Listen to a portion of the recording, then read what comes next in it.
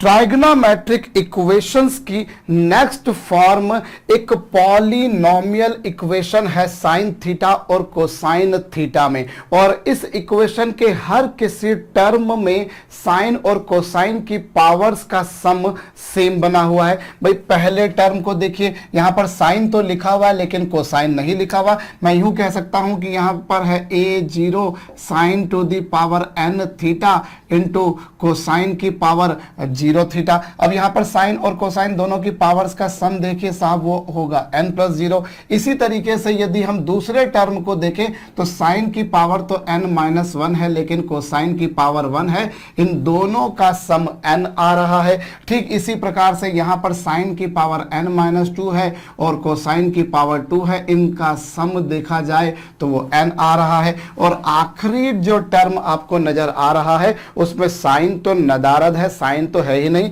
इसका मतलब मैं कह सकता हूं वहां पर साइन की पावर 0 थीटा लिखा है, कोसाइन की पावर n थीटा है और साथ में कोफिशिएंट के रूप में यहां पर an है। अब यदि यहां पर साइन और कोसाइन की पावर का सम निकाला जाए तो वो कितना है, 0 प्लस n यानी कि n। ये एक पॉलिनोमियल इक्वेशन है, एक बहुपदीय समीकरण है और एक ऐसी इक्वेशन जिसके हर किसी टर्म में साइन और कोसाइन की पावर्स का सम सेम बना हुआ है। हर किसी टर्म में साइन और कोसाइन की पावर्स का सम, जैसे कि यहां पर n बना हुआ है। ऑब्वियसली यहां पर a0 a1 a2 a3 वगैरह वगैरह जो है बच्चों वो कांस्टेंट्स हैं, वो कोफिशिएंट्स हैं, वो गुणांक हैं। हम देखें जैसे पहली प्रॉब्लम को तो बच्चों यहां पर देखिए साइन की पावर 2 है और कोसाइन नहीं है, मतलब पावर्स का सम 2। यहां पर साइन की पावर 1, कोसाइन की पावर भी 1, मतलब कुल मिलाकर पावर 2। यहां पर देखिए पावर 2 और RHS को जो आप देखें बच्चों तो वो -2 है, -2 है तो मैं उसे क्या लिख सकता हूं, जरा मैं वो लिख के बताता हूं, फिर आपको समझ में आ जाएगा कि ये एक पॉलिनोमियल इक्वेशन है या नहीं है। भाई LHS पे जहां तक देखा जाए तो हर किसी टर्म का साइन और कोसाइन की पावर्स का सम 2 बना हुआ है, और ये क्या है साहब, ये हो जाएगा sine square theta plus cos square theta. आप देख सकते हैं अब यहां पावर्स का सम 2, यहां भी 2, यहां भी 2, यहां भी 2 और यहां भी 2। So ultimately this is a polynomial equation जिसमें पावर्स का सम हमेशा 2 बना हुआ है। अब एक काम कीजिए, इसे यहां पर ले आते हैं, तो ये यहां पर ले आएंगे तो ये हो जाएगा 4 साइन स्क्वायर थीटा हो जाएगा, और ये -2 कॉस स्क्वायर थीटा, और ये चलिए ये तो 5 साइन थीटा कॉस थीटा तो अपनी जगह पर जैसा है वैसा का वैसा ही है। और फिर यहां पर क्या होगा बच्चों, ये -8 है, ये -2 है, तो कुल मिलाकर ये -6 बन जाएगा। कुछ कॉमन तो निकलता हुआ नजर नहीं आ रहा। अब आप देख सकते हैं this has been turned into a polynomial form, आ चुकी है, उस फॉर्म में आ चुकी है, बिल्कुल आ चुकी है। अब ऐसे इक्वेशन को सॉल्व करने के लिए हम करते क्या है, ऐसे इक्वेशन को सॉल्व करने के लिए हम एक काम करेंगे बच्चों, जो LHS RHS हैं उन दोनों को हम कोसाइन की पावर n थीटा से डिवाइड कर देंगे। या तो आप इससे डिवाइड कर दीजिए या फिर आप साइन की पावर n थीटा से डिवाइड कर दीजिए। To solve trigonometric equations of this form we need to divide LHS and RHS both by sin to the power n theta और cosine to the power n theta। जैसे यहां पर देखिए तो यहां n का काम 2 कर रहा है, so I'm going to divide this whole equation by cosine square theta।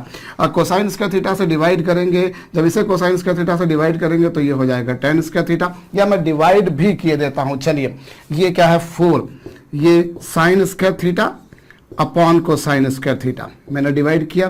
फिर यहां पर 5 साइन थीटा कोसाइन थीटा और अपॉन में क्या बच्चों, कोसाइन स्क्वायर थीटा, और यहां पर भी मैंने यही किया कोसाइन स्क्वायर थीटा और अपॉन में भी कोसाइन स्क्वायर थीटा। और RHS पर भी जब आप इसी से डिवाइड करेंगे तो क्या होगा, ये आपके पास में आ जाएगा साहब 4 tan स्क्वायर थीटा आएगा, और ये एक कॉस से कॉस कैंसल तो ये बचेगा 1 साइन अपॉन कॉस जो कि हो जाएगा 10, और यहां पर कॉस से कॉस कैंसल तो यहां पर ये आएगा, और RHS तो 0 है। तो इस तरीके से आप देख सकते हैं now it has been transformed into a quadratic equation in tan theta. tan theta में एक वर्गात्मक समीकरण के रूप में से रूपांतरित परिवर्तित बदल दिया गया है।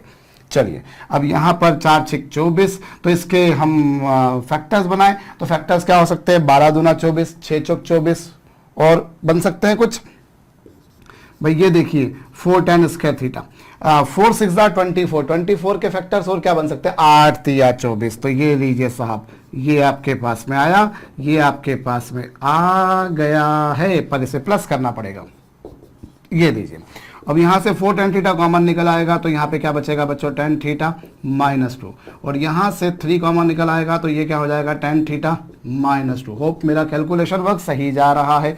तो ये कितना आ गया साहब, tan थीटा -2 और 4 tan थीटा +3। कैलकुलेशन में कहीं कोई गलती हो जाए तो भूल चूक लेनी देनी माफ कीजिएगा।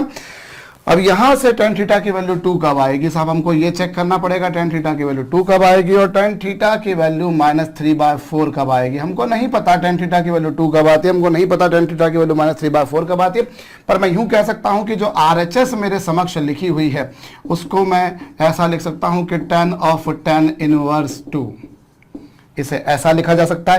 भाई क्या लिखा जा सकता है, tan of tan इनवर्स 2, और इसे क्या लिखा जा सकता है, tan थीटा इक्वल्स टू क्या, tan of tan इनवर्स -3/4।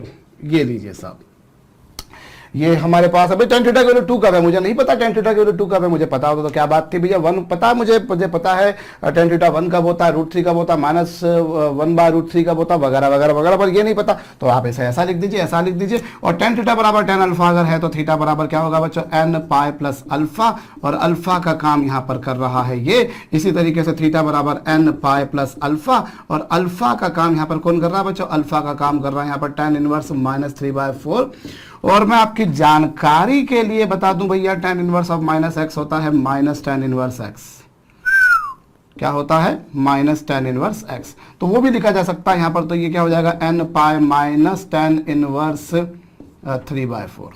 ये लीजिए, अब ऐसा भी लिख सकते हैं, अदरवाइज उतना लिखकर भी आप छोड़ सकते थे। एनीवेज, सो ये नोट डाउन जरूर कर लीजिएगा बच्चों। हमें क्या करना होता है, इस तरह की इक्वेशन को सॉल्व करने के लिए हमें दोनों तरफ साइन की पावर n या कोसाइन की पावर n से डिवाइड करना होता है। जैसे मैंने यहाँ पर किससे डिवाइड किया, कोसाइन स्क्वायर थीटा से। मैं कोसाइन स्क्वायर थीटा से डिवाइड ना करते हुए यदि tan स्क्वायर थीटा से डिवाइड करता तो क्या होता, जरा उस पर भी मैं विचार कर लूं। चलिए मैं इससे डिवाइड करता हूं। अभी मैं अगर साइन स्क्वायर से डिवाइड करूं तो क्या होगा, जरा गौर करें। कोसाइन आप साइन स्क्वायर से डिवाइड कीजिए, साइन स्क्वायर से डिवाइड कीजिए, और इससे भी आप साइन स्क्वायर से डिवाइड कीजिए, और इसे नहीं करेंगे तो इसको बुरा लग जाएगा। और क्यों किसी को बुरा लगने दे भैया, हमारा देश धर्म निरपेक्ष देश है, लोकतांत्रिक देश है, यहाँ पर किसी को बुरा ना लगे, ऐसा नेता लोग जो होते हैं वो बताना चाहते हैं, पर ऐसा होता नहीं है। एनीवेज, ये दोनों कैंसल, और यहाँ पर ये साइन से साइन कैंसल, तो यहाँ पर आ जाएगा -5 कॉट थीटा, और यहाँ पर क्या होगा बच्चों, 6 कॉट स्क्वायर थीटा, और इज इक्वल टू 0। और फिर क्या होगा, फिर वही बात होगी, वो क्वाड्रेटिक बन जाएगी। आप सॉल्व कर लेंगे, ले दे के बात वैसी की वैसी बनेगी। पर वो क्या होता है, कॉट में क्वाड्रेटिक बनाना थोड़ा सा हमको थोड़ा सा अजीबोगरीब लगता है, क्योंकि हम साइन में काम करना, कोसाइन में काम करना और टेंजेंट में काम करना बहुत प्रेफर करते हैं, क्योंकि इनसे हमारा ज्यादा वास्ता पड़ता है।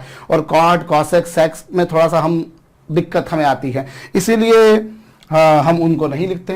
अदरवाइज आप ऐसा भी कर सकते हैं, सॉल्व करेंगे बकायदा आपको वही मिलेगा साहब। You will get 6 cot square theta, और प्लस क्या हो जाएगा 8 cot theta -3 cot theta -4 equal to 0। और फर्दर फिर वही काम होगा जैसा आपने करा था, बिल्कुल वैसा का वैसा ही। ऑब्वियसली वहां पर tan थीटा की वैल्यू 2 आई थी, तो यहाँ पे कॉट थीटा की वैल्यू 1 क्या आएगी, यहां पर से जब आपने 3 कॉट थीटा कॉमन निकाला, 3 कॉट थीटा कॉमन निकाला तो आपको मिला 2 कॉट थीटा। आपको क्या मिला, 2 कॉट थीटा प्लस 3 कॉट, इसमें से 1 मिनट, इसमें से तो कॉट थीटा कॉमन आएगा, तो 2 कॉट थीटा कॉमन आएगा, तो ये 3 कॉट थीटा प्लस 4 हो जाएगा।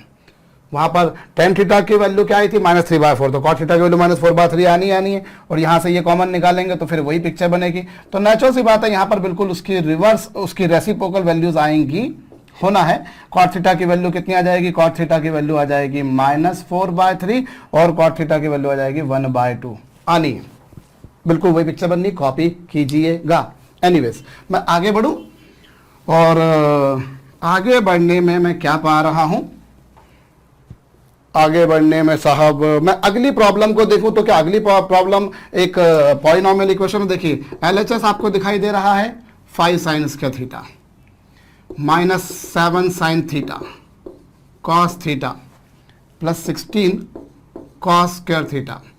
और जहां तक RHS का सवाल है बच्चों, वो 4 को मैं क्या sin square plus cos square नहीं लिख सकता, बिल्कुल लिख सकता हूं। अब सबको आप एक तरफ कर दीजिए, तो 5 में से 4 जाएंगे तो बचेगा sin स्क्वायर, 16 में से 4 जाएंगे तो बचेगा 12 cos स्क्वायर, और -7 साइन थीटा कॉस थीटा को तो मैंने कुछ करा ही नहीं है, वैसा का वैसा ही है।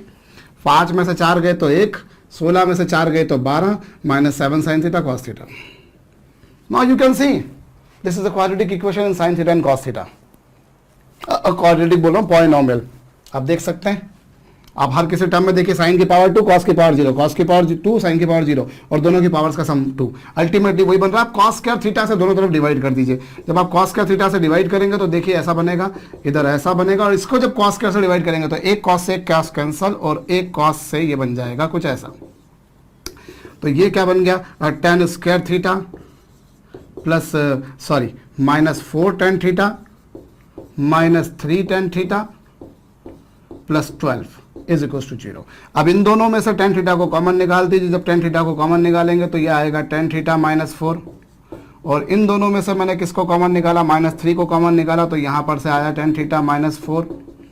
तो इससे आप सॉल्व करके देखिए, आपको tan थीटा की वैल्यू 4 मिलेगी और tan थीटा की वैल्यू 3 मिलेगी। तो मैं क्या tan थीटा बराबर मैं लिख सकता हूँ tan ऑफ tan इनवर्स 4। और इसी तरीके से मैं tan थीटा बराबर क्या लिख सकता हूं बच्चों, tan थीटा बराबर लिख सकता हूं tan ऑफ tan इनवर्स 3। तो यहां से थीटा बराबर क्या आएगा, n पाई प्लस अल्फा, और अल्फा का काम यहां पर ये कर रहा है, और यहां पर अल्फा का काम ये कर रहा है। कर लीजिएगा साहब, तो इस तरीके से काम हो जाएगा। नेक्स्ट प्रॉब्लम को हम देखें, तो देखने के लिए पहले मुझे ये मिटाना पड़ेगी पहले। चलिए साहब, मिटा दी। हमें अगली प्रॉब्लम को देखें हम, तो यहाँ पर LHS और RHS दोनों में एक बात तो दिख रहा है कि LHS में के हर टर्म में साइन और कोसाइन की पावर्स का सम 4 है। यहाँ पर 3 + 1 4, 2 + 2 4, 1 + 3 + 4।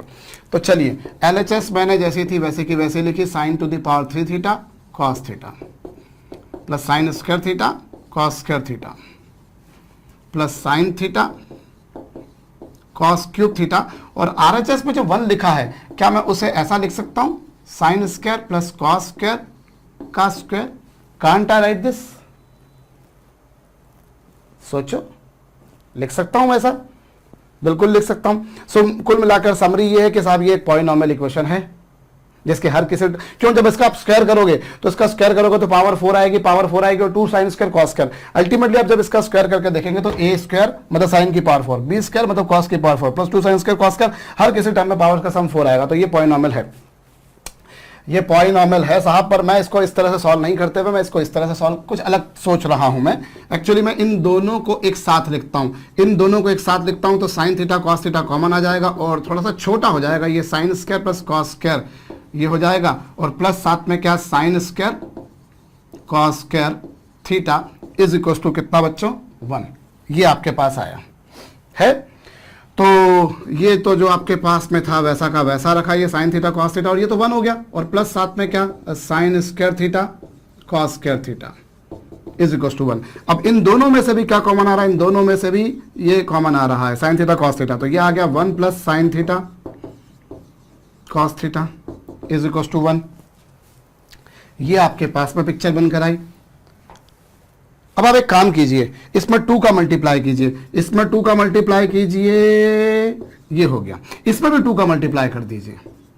भाई मैंने 2 का मल्टीप्लाई इसमें किया, 2 का मल्टीप्लाई इसमें किया, और जब ऐसा किया तो RHS पर भी मुझे मल्टीप्लाई करना पड़ेगा। और एक्चुअली में अगर आप ध्यान दें तो LHS पर आपने केवल 2 का नहीं 2 × 2 का मल्टीप्लाई करा है। एक 2 का मल्टीप्लाई इधर करा और एक 2 का मल्टीप्लाई इधर करा, मतलब LHS has been multiplied by 4, 2 × 2।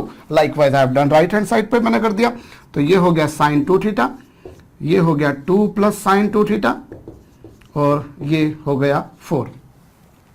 ये देखिए, तो अब यहां पर क्या, यहां पर इन दोनों का मल्टीप्लिकेशन करेंगे तो ये हो जाएगा sine square 2 theta plus 2 sine 2 theta minus 4।